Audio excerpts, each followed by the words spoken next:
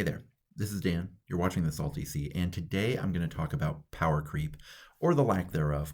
And I don't usually do issues videos like this, but this one's been sticking in my craw for a little while, ever since last summer, really. I would end up at the store doing kind of weekly games. I wouldn't be there every week in the summer this year, but every other week I was there, and I'd get to see some butterflies come into the store this summer. By the way, shout outs to, I think it was Kaler, who gave me this term, butterflies. He's one of my patrons. Love him. By the way, like this video, comment on this video, subscribe to this channel, or join the Patreon. These are all great ways to help other people find the channel and support the content. And also it, helps grow the game a little bit when these videos are being pushed out to more people. So you'd see these butterflies, people who kind of float in from the ether, take a dab here and there, and then float back out. And these people would always come in with the latest hotness. And by hotness, it's a bit of a stretch here, but the bone people, the suspender elves, the fire ghosts, and much more popular, the Nurglified Sylvaneth. And all of these models are pretty sweet aesthetically, but it would not take these players very long to realize that their purchase was not allowing them to play the game, that they were playing a very different game than everyone else who was there. Even people who were not bringing particularly competitive lists, the one box of those warbands was just not making a fun time. And a lot of them are so awkward that it's not even an issue of people stomping the newbies. It's like, even when you're trying to help them with their plays, there's just no possible way you can sort of play down enough to make their team work. And so people would get, they'd come by 2-3 times, and then they would maybe get a little bit bored of it. And that was really too bad. And it made me, a little bummed. And I spent a little bit of time, in August, July, kind of bummed about Warcry in general. That kind of continued a little bit in early September too, because of GW's reactions to kind of community worry. And this is a long saga, but basically, those boxes, those 4 teams that I talked about, took months and months after they were originally previewed to finally come out. And then there was also no Warcry in various previews. And then this last week, there was no Warcry in the preview. And GW's reaction to people asking, where is Warcry, was, mildly insulting. It wasn't sort of super mean, but it was dismissive, I would say. And it just spoke to this like intense lack of hype that the game has had, even though there was like 2 rapid fire, what should have been a 1, 2, 3, 4 punch combo, vintage Mike Tyson, none of this Jake Paul crap. Like, that would have been what we should have seen, what those 2 releases should have given us. And I felt very cheated out of that and very bummed about Warcry at the time. And I knew I couldn't make this video then because it was going to be too negative, too sad. And now I'm much more hyped about Warcry than I was at that time. But it still needed to be something to talk about, because this isn't a dead game conversation. And one of the things that really frustrates me about the Warcry community, if we're being honest, and, discourse about Warcry in general, is that there's kind of a little brother complex going on in the game. And so it can be almost impossible to talk about any issues going on without sort of discussing whether or not the game is dead. And a lot of this is not the Warcry community's fault. A lot of this is the fault of kind of general wargamers who talk about Warcry. Warcry is this perfect sized game to declare dead if you don't know anything about Warcry and you're coming from outside the game. Now, I don't want to, name certain names saying that they're just trying to generate clicks in bad faith. They're out there. If you've been watching, if you've been a part of the online community, you probably know who they are. But basically, Warcry is big enough that everyone's heard of it. Big enough that most people have probably seen it played if they go to a con or something like that. But it's small enough that none of the 40K people have ever tried it, really. We don't hang out in the same online spaces that the general wargamers hang out in, so they don't see people chatting about Warcry. tossing around sort of strategy ideas and tidbits, things like that. The general wargamer isn't going to see that if they're not in Warcry specific spaces. And so it's this thing where you can declare it dead and get a ton of clicks. And when you declare it dead, people won't necessarily know that it isn't, so they will click because of they're curious, right? So it's kind of this perfect whipping game to just kind of drum up bad faith engagement on, which is too bad because I think it distracts from actual talk about the health of the game, which there are a lot of ways to think about that. One is sales, which who cares? There are reasons to care about sales if you are a Warcry player. The amount of support Warcry gets in the future is partly tied to how well it sells, but at the same time, I'm not really a corporate cheerleader. I have tons of non-GW proxies in all of my warbands. If I lived in England, I don't think I'd be able to go to a single tournament. I mean, almost every, not every, but at least 2/3, 3/4 of my warbands have one to sometimes half the warband is non-GW sculpts. This happens. But it does affect the health of the future of the game and what GW thinks the game is performing at. The one place where Warcry is doing very well in general is tournament attendance. I've noticed in general it's been a little bit up from last fall, which is great. It's, way up from the summer. And of course, the summer was way down from the spring, but that always happens. The Northern Hemisphere summer is always a downtime for almost every game. Whatever game isn't having their new edition released in the summer all goes down, and then whichever game is having the new release in the summer, that like stays the same. It doesn't even really go up that much tournament attendance wise, but tournament attendance is doing well. But in terms of views for both myself and other content creators, general like numbers of activity that you see in the Discord, in terms of weekly game night attendance locally, I've noticed that there was kind of a bit of a malaise, not just in the summer, but even in the early fall throughout September and October, that it seemed like a lot of the maybe less obsessive people, but who still play a ton of Warcry, a lot of them were kind of shifting down a little bit. They were still going to events, but they were not necessarily engaging nearly as closely with the game. I also think it kind of reflects in the quality of lists you see, but that's separate. And so it made me think about sort of player retention and player acquisition and how Warcry isn't doing nearly as good a job as I really think it could be.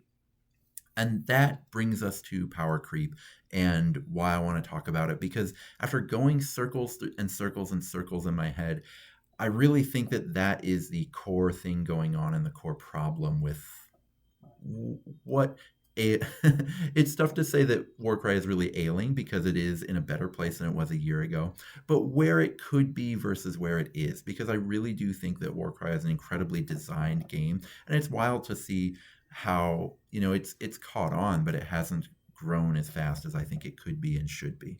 Essentially, power creep is the idea that one release is more powerful than the previous one, and that the overall power level of a game is slowly creeping up over time. It's usually talked about as a bad thing, but it can be done very well. And the ideal is Mark Rosewater has described it as an MC Escher staircase, where the latest release sort of soft counters what's currently big in the meta, but isn't unbeatable. And the things that beat it are actually just things that are currently pushed out of the meta. And so it both can seem really powerful right away and then actually drop in power as other things rise to counter it, other things that already exist, right?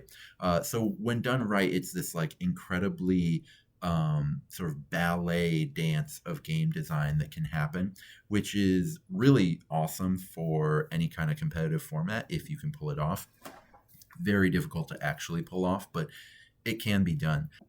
Besides just kind of the MC Escher style of power creep, that's kind of this platonic ideal where you make this the game seem like it's always power creeping, even though it really isn't.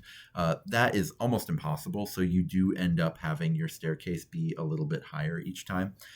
But even that's okay. I think Magic isn't necessarily the best example for Warcry because Magic rules are set in stone once a card comes out, whereas Warcry rules are not, right? So I think a much better example for Warcry is MOBAs.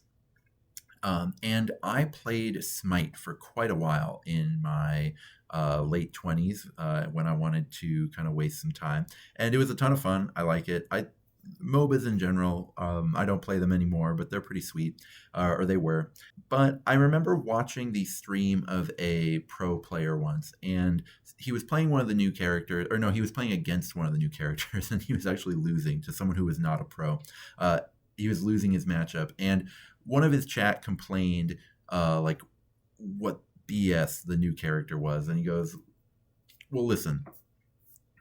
He was much more of a gamer bro, so he didn't say it this way. But he said, well, listen, like, you can't release a new hero or a new god in this case that isn't broken, because if you do, you will be playing this new god and you will be matched up in your lane against someone on an older god who actually knows their character and has played it a ton of times and is really practiced, and you will just generally lose. If the new god is around as powerful as that old one is, you'll just get your ass kicked a bunch of times and you'll stop playing it and you'll stop having fun with it and you'll just go back to your favorite character right away.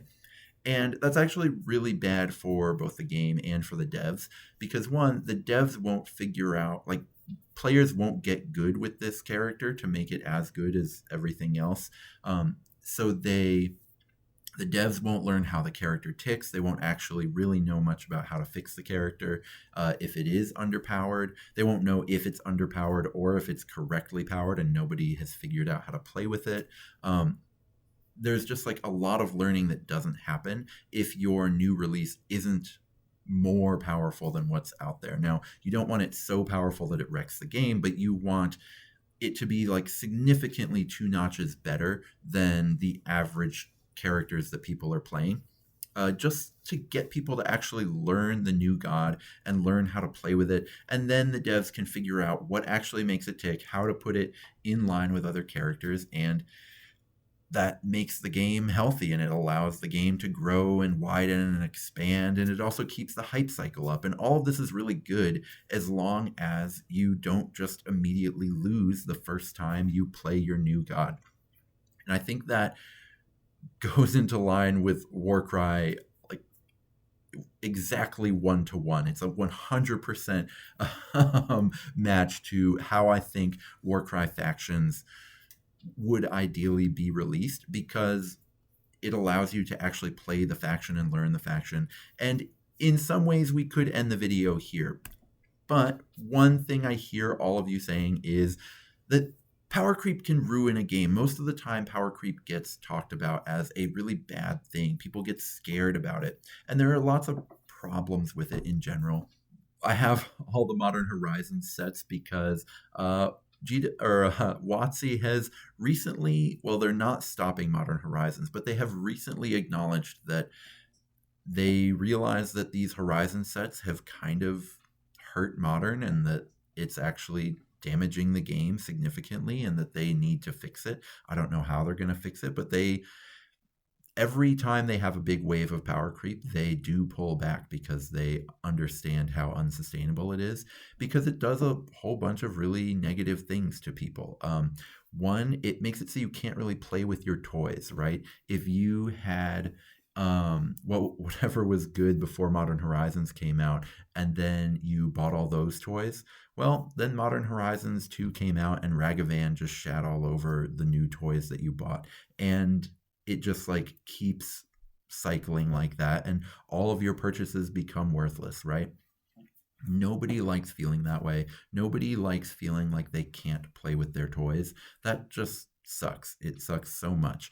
And then constant creep all the time just ends up feeling really cynical. It feels like this sort of contrived way to force you to play with the new stuff and go out and buy the new stuff, without actually getting to play with your old stuff that you already bought, and it feels incredibly cynical and it feels incredibly crappy. Um, there's also the fact that you can only creep so far before you compromise like the underlying structure of the game, the number scaffolding that makes a game work. So, for example, to do MTG, right? You get 20 life in Magic the Gathering, and the fact is, like, modern especially, 20 life just doesn't last anymore. So modern was designed to be a turn 4 format. It isn't anymore. Basically, the number of ways to kill you on turn 3 in modern are just like thousands of them at this point, right? So like the scaffolding of what that format was supposed to be just no longer exists anymore because of a little bit of power creep. And so that can make people upset as well. But most of the power creep examples you'll see out there don't come from dead games, because even though these issues are a problem, they're a real problem.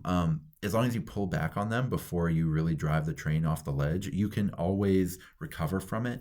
And what they do is, it's kind of better to creep a little too much than to creep too little. Because power sapping is, if not just as bad, I think it's way worse. And the big thing about that is just the lack of hype. Like I said before, the actual gameplay, you don't want to keep playing a faction if you lose with it a bunch of times, right? But if you've played a little bit and you just see the rules, you won't want to buy it unless the models just blow you away. There is sort of an oft-repeated adage that great models sell themselves, but I think that only is true like once, honestly. I don't think that great models sell themselves to as many people as great models with good rules do. I think, if they could, GW wouldn't even have rules. They'd just like have you sell these models and have you just kind of smash them together. I think they would love that. But they have to have these rules because it's all a bunch of fucking PhDs who play this game. And they need to sell these models with the rules. And a lot of people will just kind of hold off, or they'll lose their excitement as soon as they read that. And you can see it in the lack of hype for these releases. You can see it in the fact that the last Warcry faction, bespoke faction to actually have good rules is Vulcan Flameseekers, and they are also the most popular faction in the game. And then one counter to that could be, well, if all the new stuff is terrible, whatever, just ignore it. Just keep playing what you've got. The issue is that old game pieces get stale. One of the most exciting things about having one army that you sit with forever and ever is that the meta changes around you and you keep your army and trying to figure out how to attack the meta over and over. So even people who love their one faction, if they were just playing it against the same thing over and over, they would get bored. New models actually help recontextualize old models and make them more fun and engaging, because now, you get new interactions against new opponents and it's a ton of fun. So like, you can have sort of actual dynamism in your old pieces due to other people buying new stuff. It's a really cool kind of feedback effect that can happen with a popular and well-supported game. And I think right now in Warcry, there are times when we get kind of a static game despite getting support. Despite the fact that this is not a dead game, it can go through these static phases due to kind of the terribleness of the average release, because most of 2.0 has been this way. Now we get to the last releases. Pyregeists. They have a really cool theme, but it was essentially dead on arrival due to like incredibly cautious balancing. The idea is you make little pyre tokens when you kill things, and then these pyre tokens are little burning fires from the corpses that you've immolated, and your opponent is sad when they're near those fires. The problem is the fires don't really do anything. They only have a 1-inch radius, so your opponent can easily avoid them. Your Warband isn't very good at killing, so they're not actually very good at making the fires. You don't get that snowball going. It's really sad. They do have one really good ability that is a strictly worse ability than an ability in order, but it is really good. And so you can build Pyregeist around that ability and do some stuff, but it is incredibly counterintuitive for a new player who buys them, who reads the rules that say the big thing here is that you set stuff on fire and you make pyre tokens, and then they just don't do that. River Blades are so bad. They're definitely the worst of these four. We move a lot is not a personality. I'm sorry.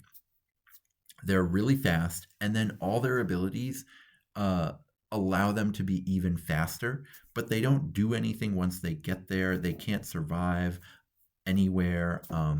In Warcry, speed is good to have, but it doesn't mean anything if you can't use the speed to build fights that you're favored in, and they just can never do that.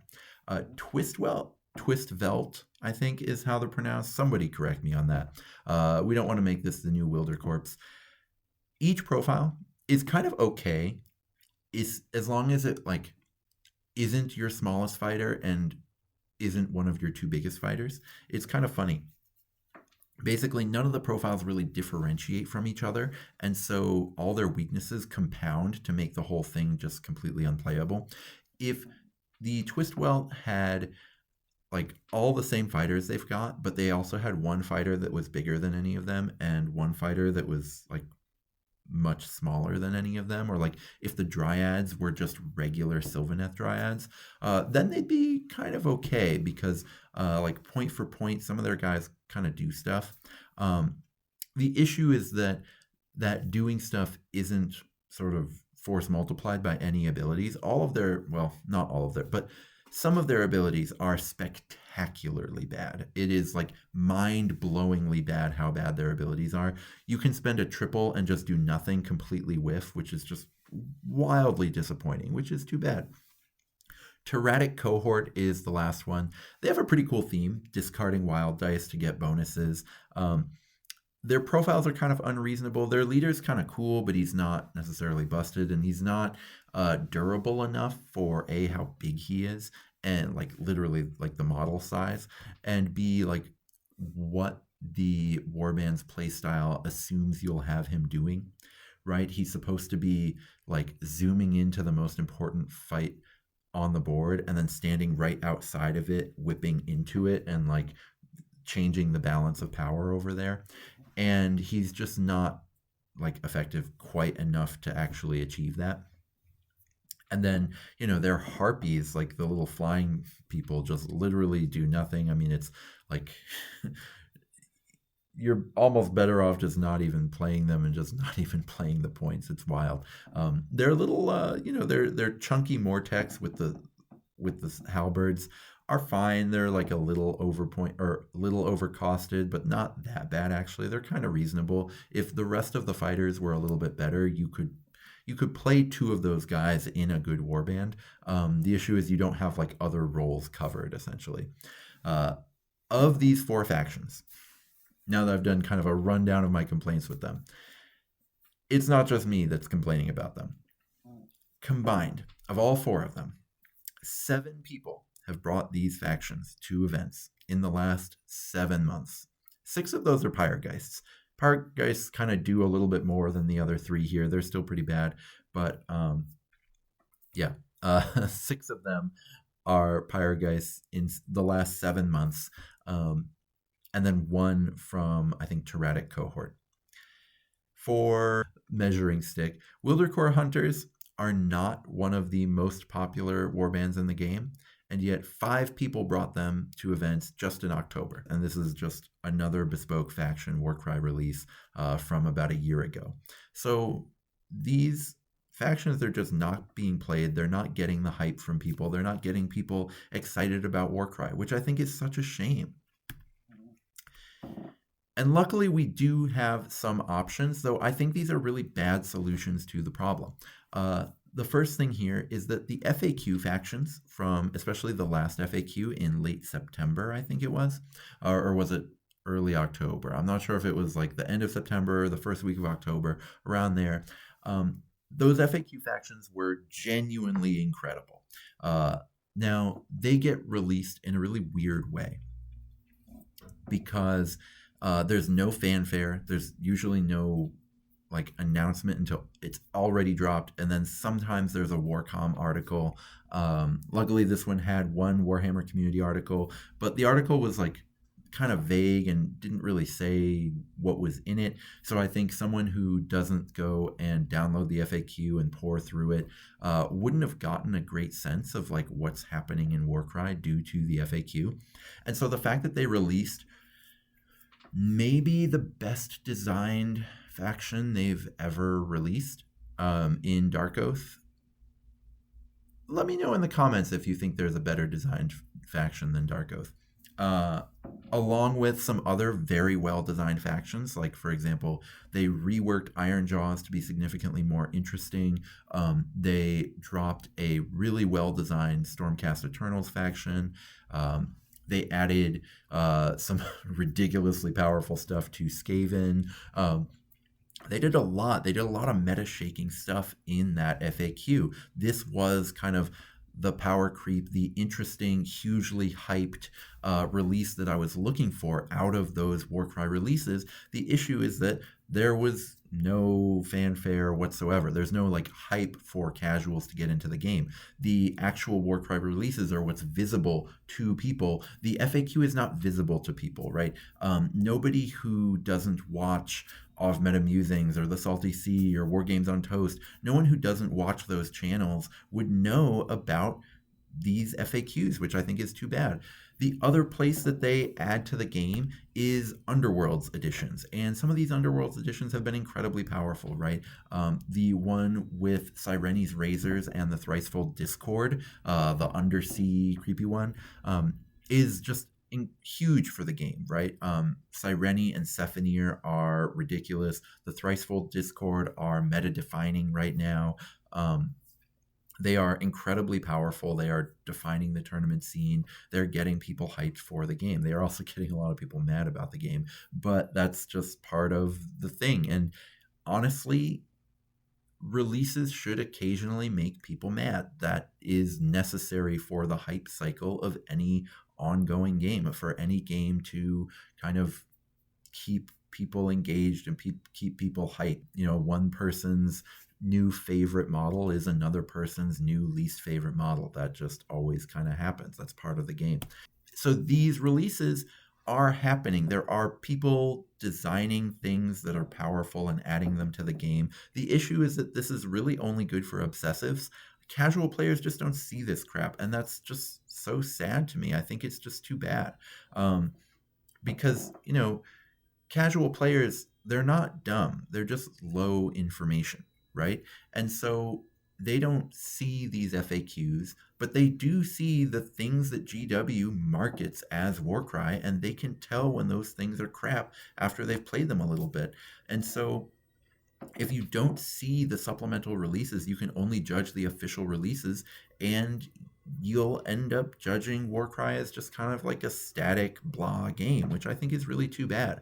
I think one of the really interesting experiences I had at Renegade Open was there were a few players from other games who brought some lists into either the competitive GT or the narrative game where they end up going like, holy crap, Warcry's a ton of fun. And they also kind of reflected on the fact that like the warband they brought wasn't how Warcry is actually played, which I thought was really interesting. And luckily, because it was like such a hyped con atmosphere, they had a great time. But that is a thing where if you have that realization at a con where you're surrounded by excited people, that's a very different experience than when you have it in a local game store and there's like 4 to 6 of you and, you know, there's no alcohol involved, etc. So we can talk about whether this is a healthy place or not, right? And if we can clear our mind of our little brother complex, our dead game worries, I think we can admit to ourselves that this is a terrible place. One, I think generally building on a budget has become exponentially harder. Part of what happens when AOS and Bladeborn like releases are just way more powerful than Warcry releases is like, for example, I was looking into building a Skaven warband, and you have to source models from like 5 different boxes for an 8 model warband that I wanted to play. And that's absurd. That's so many damn sources. And so the ability to get that at a reasonable price is awful. Um, I don't think I'm not one of those people who thinks that a 1 box purchase should be competitively viable. I think that's a terrible place to be for a lot of reasons. I think that's a really bad place to be, and I'll do a video on that if it ever happens. But um, I do think 1 box should still play the game, and like 1 box plus another box to help out should be something that you can do here and there and do okay at your favorite events, right? Because if not, then new player initiation just gets really freaking hard. I don't know the exact sales numbers. I've heard that the big boxes were generally considered failures by GW. I've also heard that, you know, skirmish gaming is a big part of GW's long term plan. Warcry is not going away, but the sales numbers have been struggling, and I think that the fact that all the factions fucking suck is a huge part of that. The fact that every Warcry faction sucks except for one release that came out. Other than that one release, every single 2.0 warband, other than the launch. I mean, there's 3 exceptions really, but for the most part, the 2.0 warbands have been awful, and so I think that just doesn't give Warcry a fair shake at all. And it also means that Warcry kind of loses any kind of unique onboard identity that it would have. Part of what drew me to the game was the all chaos element of Warcry First Edition and how freaking cool I thought that was, even though I actually jumped in after Iron Golems and Untamed Beasts. I really went with, well, actually, the faction that really got me into the game was right after those. I got the Wrath and Rapture box that had Khorne demons versus Slanesh demons, and those became the next things I bought. But those were AOS factions, and they were chaos, so they still felt like Warcry to me. And then, I played a little bit of Seraphon, and then a little bit of Skaven, and a little bit of Flesh Eater Courts. But at first, the 4 things I was pushing around the board were 4 Warcry warbands in my mind. I mean, it was 4 Chaos warbands, right?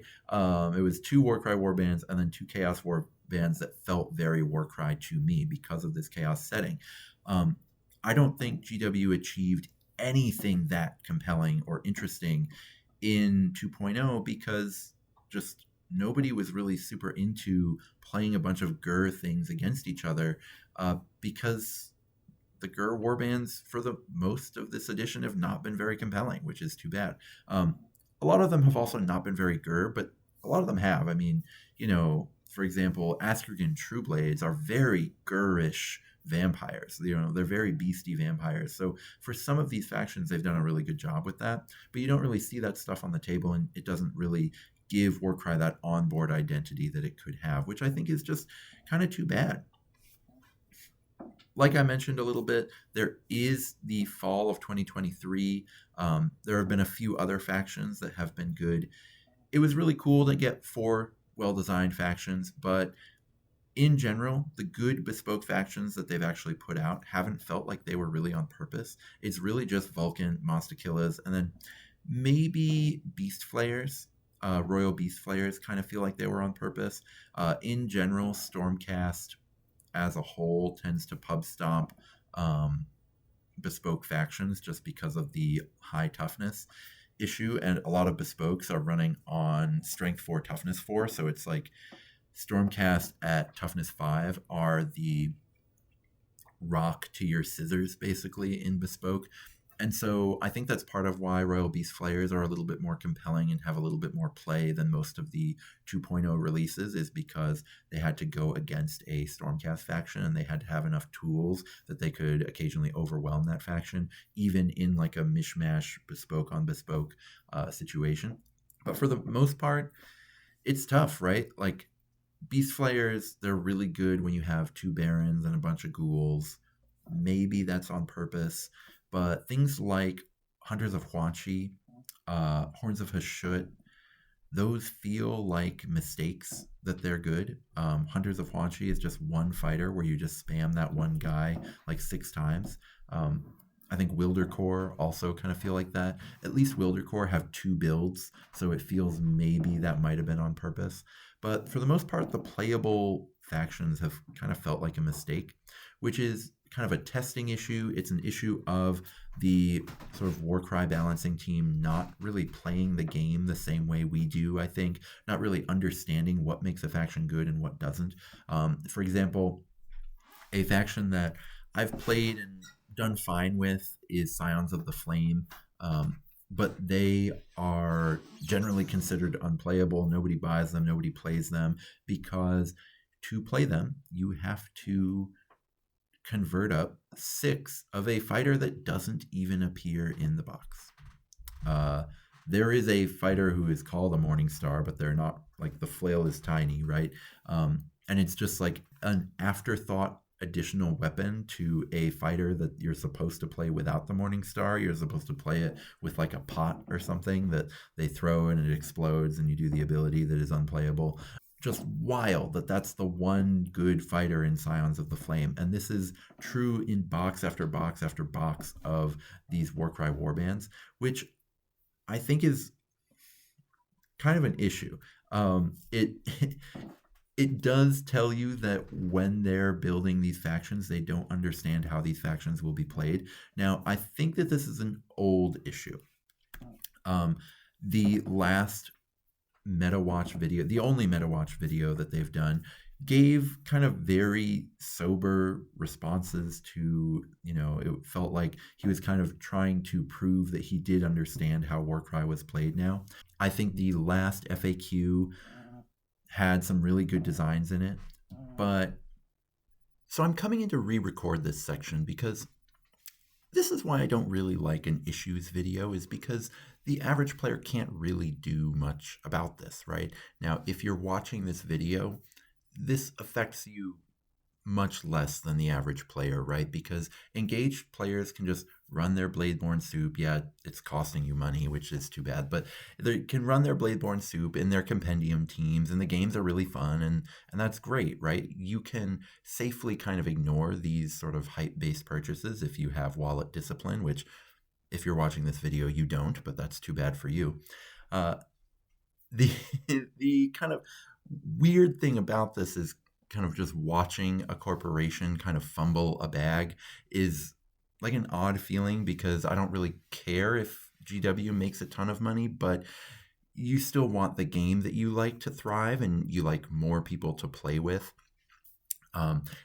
That's the main thing, is just the feeling of losing new players to the fact that they realize their purchase that they made due to GW's marketing is actually just a complete waste of time. That part really sucks, and it's hard to pin this on the designers. I think they did screw up with the fact that I think when they made those factions, clearly the time between designing them and releasing them was so long. They didn't actually know how we play the game when they designed them. They didn't know really how anyone played the game, and so they just did an awful job with development. We can say that, but it's impossible to really say whose fault that is, and it's impossible to really, it wouldn't be worthwhile to pin that on someone anyway in the team, right? So what can players actually do? Not really much.